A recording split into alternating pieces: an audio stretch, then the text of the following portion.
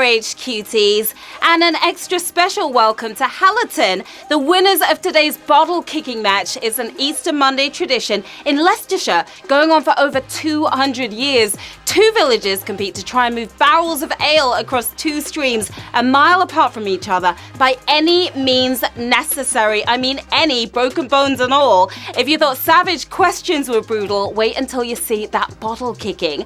I'm Sharon Carpenter, your champion of non-contact quizzery, and this is HQ Trivia, the show where giving it a bash could win you some cash. The rules to win are simple. I'm going to ask you a series of questions ranging from easy to hard. You have 10 seconds to tap the answer. If you get it correct, you move on. Answer all 12 right and you win, or you split that dosh. Today's prize is a punch-worthy £550.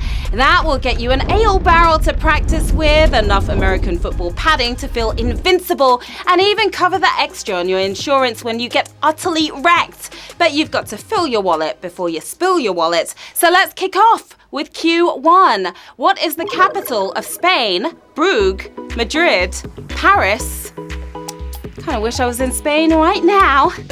On the beach, preferably. Wishful thinking. You know the old saying, when in Brugge, do as the Bruggans do. Well, I made that up. But when you're here, probably best to do as the Spaniards do. It's Madrid. Madrid, of course, is the capital of Spain, and 78,227 of you are moving to warmer climates, i.e. Q2. Madrid is home to many famous museums, restaurants, and far too many British footballers. Come home, lads. We miss you. Q2, where is the acronym BRB most often used? Rainforests, online chat, the Supreme Court. Not B&B, BRB. We're talking about right here. Lawyers are paid by the hour, so the last thing they want to do is speed things up. Snappy speak for be right back. It belongs in the online chat, text messages, etc. 76,453 of you will be right back for the next round. BRB traditionally stood for big red button, so as long as Trump doesn't BRB to press the BRB, we should be okay. Fingers crossed. Q3, what is the Spanish word for number? Numa, numero, nombre.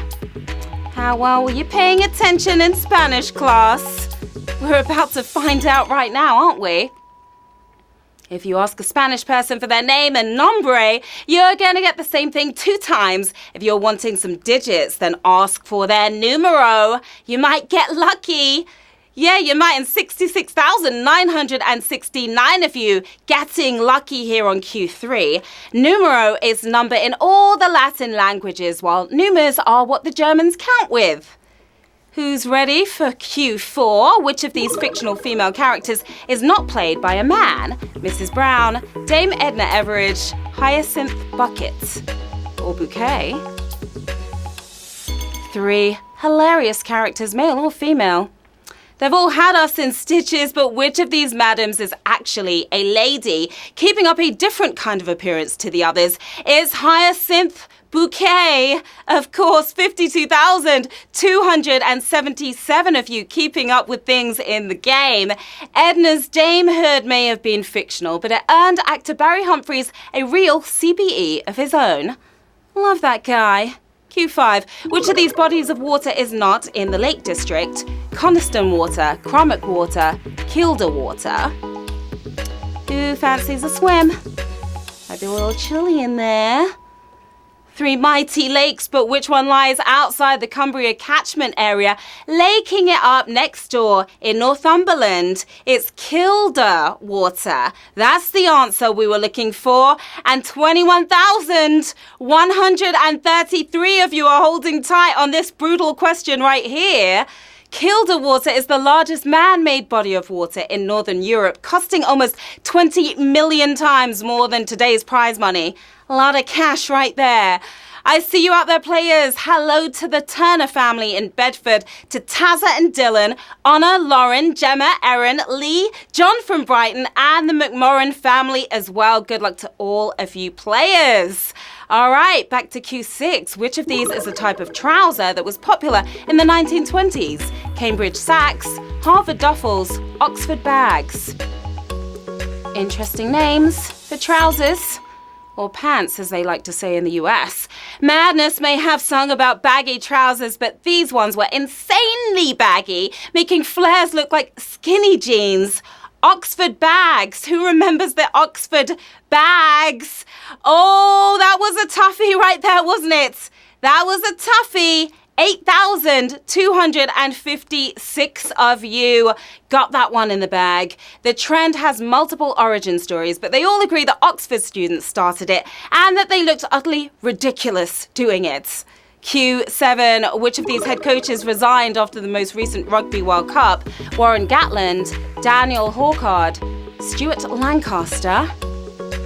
Resigned, left, he was out. They've all coached their teams through tough times, but this guy coached England through the nightmare of the 2015 World Cup. Remember that? Well, if you do, it was Stuart Lancaster, you would know. And 4,660 or 4,968 of you knew that one. England were knocked out of their own World Cup in the group stages, but fingers crossed for next year. Go get them, guys. Q8. Which of these websites was launched first? eBay, IMDb, Yahoo. The elder statesman here was born first. 3 internet answer providers, but who popped up first, putting names to what's-his-face and that chick from Buffy since 1990? It's IMDb. That one came first, and savagery right there, my goodness. 3,700 of you thought Yahoo, 759 of you tapped the right answer here, IMDb. The Internet Movie Database was founded by Carl Needham, who knew exactly what we needed to know in the 90s. 759 if you're still with us. Q9, the Steve Carell movie Last Flag Flying is an unofficial sequel to a movie starring which actor? Russell Crowe, Michael Caine, Jack Nicholson. Whose flag is still going to be flying after this?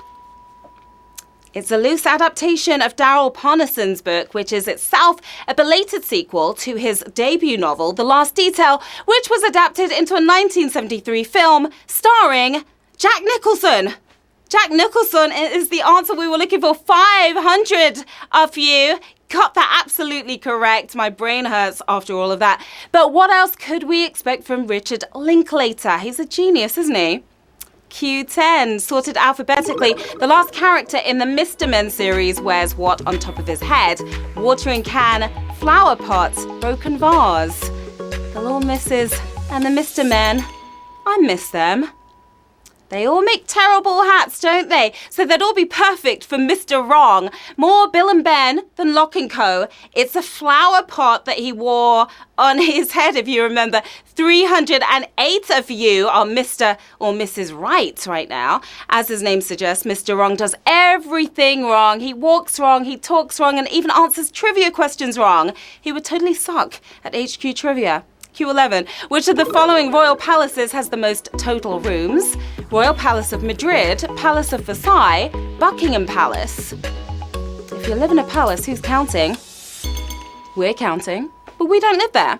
This palace is entirely constructed of stone due to the royal court's obsessive fear of fire. The Queen's Digs may have 775 rooms, but it's a shoebox compared to the 2,800 rooms of the Royal Palace of Madrid.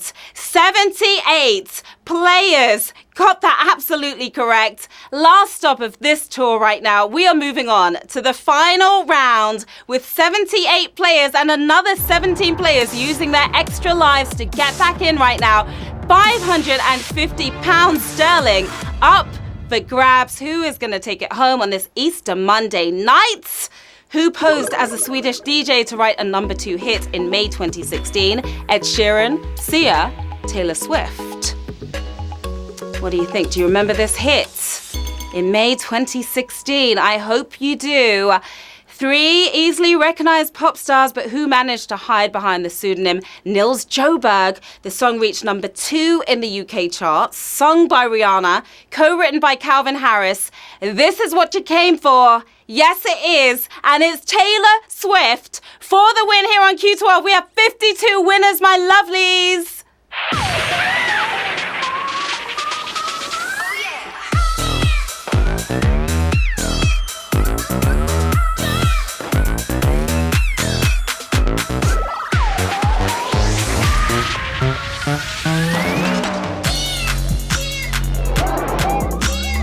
Congratulations to our 52 winners. That's a nice amount of winners right there. Each of you is taking home £10 and 58p. We've got Cats. Cats looking like a cat right there. We've got Pingenius. We've got Red Murray, and we've got a bunch of other winners as well. Congratulations to all of you. What are you going to do with that £10 and 58 pence? You could get a barrel of ale, maybe, to roll around, but try not to break any bones. Or perhaps you just drink it, maybe just one glass, to be on the safe side. There's a lot you can do with that £10 and 58p. You all make me proud.